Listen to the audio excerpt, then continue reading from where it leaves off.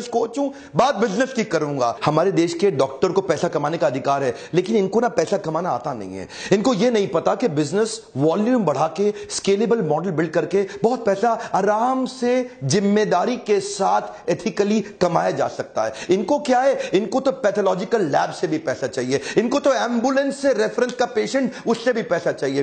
क्या बोलते हैं ना, एम्बुलेंस वाले को पेशेंट मेरे पास भेज दियो। इस चक्कर में कई पेशेंट वैसे ही मर जाते हैं। एम्बुलेंस वाले को कमीशन मिलती है, वो गलत डॉक्टर के पास ले जाता है। इनको केमिस्ट से भी पैसा चाहिए। ये तो फार्मा कंपनी को भी काटते हैं। बोलता है मेरी बेटी और उसके दोस्तों को न्यूयॉर्क भी जाना है, न्यू जर्सी भी जाना है, न्यूजीलैंड भी जाना है, वापस न्यू दिल्ली आना है, जरा खर्चा संभाल लेना। मेरे को इवेंट करना है, खर्चा संभाल। इतना पैसा ले लेते हैं ये फार्मा कंपनी से। देखे ना, इनको हर जगह से पैसा चाहिए, इनको हॉस्पिटल से भी चाहिए, इनको पेशेंट से भी चाहिए। मैं मानता हूं पैसा कमाओ, लेकिन पैसा कमाओ पर मजबूरी का फायदा मत उठाओ। वो फार्मा कंपनी सारा खर्चा उसी आपकी दवाई में ऐड कर देती है और बाद में आप लुटते रहते हो। बड़ा स्कैंडल है ये, अजीबोगरीब स्कैंडल है। मैं बताना चाहता हूं बिना स्कैंडल के भी आप पैसा कमा सकते हो। हमारे लीडरशिप फनल में कई डॉक्टर्स आते हैं, हम उनके साथ स्केलेबल बिजनेस मेथड डिस्कस करते हैं। बहुत पॉसिबल ऑलरेडी तरीके हैं देश में और कई लोग कर भी रहे हैं। अब बेचारा पैथ लैब वाला सोचता है कि बढ़िया लैब, बढ़िया टेस्ट आपको करके दूं,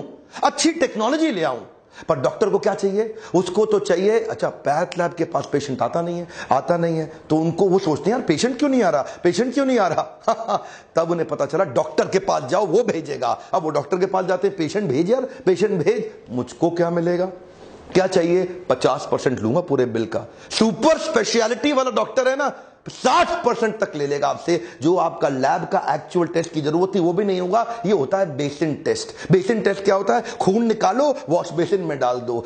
स्कैंडल है, बड़ा स्कैंडल है। पैसा कमाना मुश्किल नहीं है, बिजनेस के मेथड सीखने पड़ेंगे। लल्लू लाल डॉक्टर बन गए। 8 लाख डॉक्टर होते हुए भी आज हमारा देश हेल्थ केयर के स्टेटस में 154वें नंबर पे आ रहा है दुनिया में। इतना पीछा, टॉप 150 में भी आज हमारा देश नहीं दिखाई पड़ रहा। हम इनको भगवान जैसा मानते हैं, ये सोचते हैं भगवान जैसा नहीं, मैं ही भगवान हूं, तो मैं लूट लूंगा, खत्म कर। ऐसे लुटेरे आए हैं। आजकल हॉस्पिटल्स सेल्स की रिव्यू करते हैं, डॉक्टर्स को रिव्यू मीटिंग में बिठाते हैं। जितना एडमिशन कराओगे उस पर कमीशन पाओगे। डॉक्टर की तो चांदी है, लगाओ, एडमिशन में डाले जाओ, हर एक को डाल दो।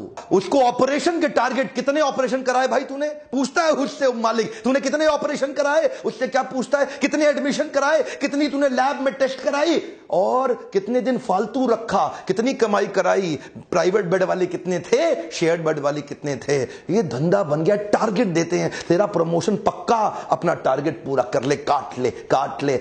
लीडरशिप फनल में आते हो, मैं सिखाता हूं आपको। बिजनेस बढ़ाना आसान है, लेकिन स्केलेबल मेथड ऐसे बिल्ड करिए जिसमें ईमानदारी से बढ़ जाए। ये दवाई कौन सी दे रहा है? महंगा मॉलिक्यूल डाल, महंगा सब्स्टिट्यूट है, नहीं, वो दे जिसमें मेरे को फार्मा से भी कमीशन आए।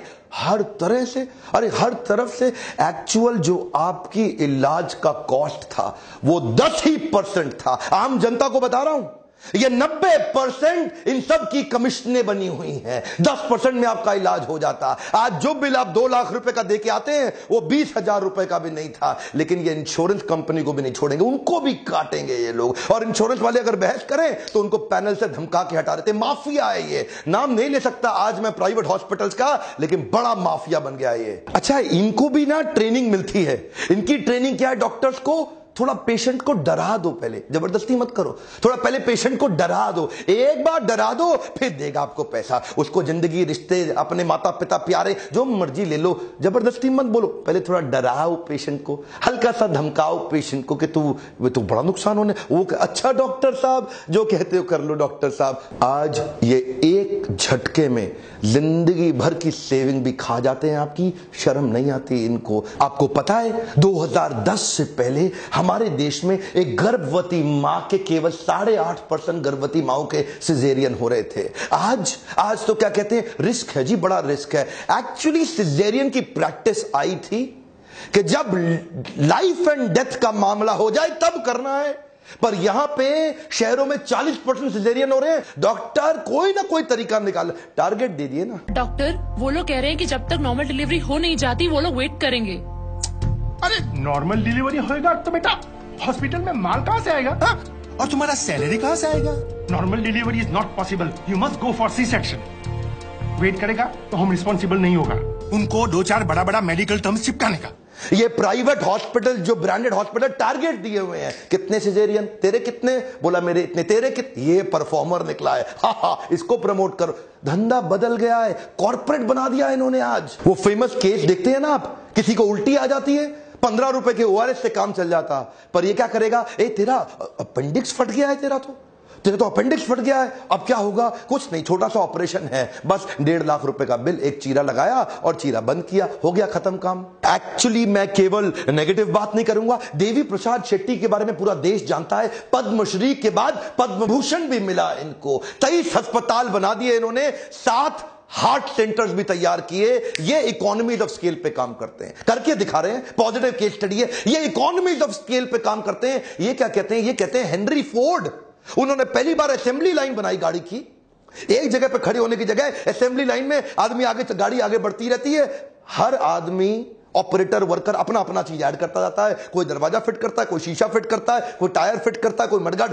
सब अपना अपना काम कर रहे हैं ना। इन्होंने ऐसा ही किया, इन्होंने कहा कि पहली बार असेंबली लाइन बना देंगे ओपन हार्ट सर्जरी के अंदर, अलग अलग डॉक्टर्स को अलग तेजी से हाईएस्ट स्पीड पर रिकॉर्ड तोड़ तरीके से ये स्पीड से ऑपरेशन करते हैं। बोला ज्यादा ऑपरेशन कर दो, कॉस्ट कम आ जाएगी, क्यों पेशेंट को लूटते हो, प्रॉफिट तो वैसे भी कमा लेंगे। 250 करोड़ रुपए इन्होंने पिछले 3 साल में कमाए, $1 बिलियन का वैल्यूएशन हुआ इनकी IPO में।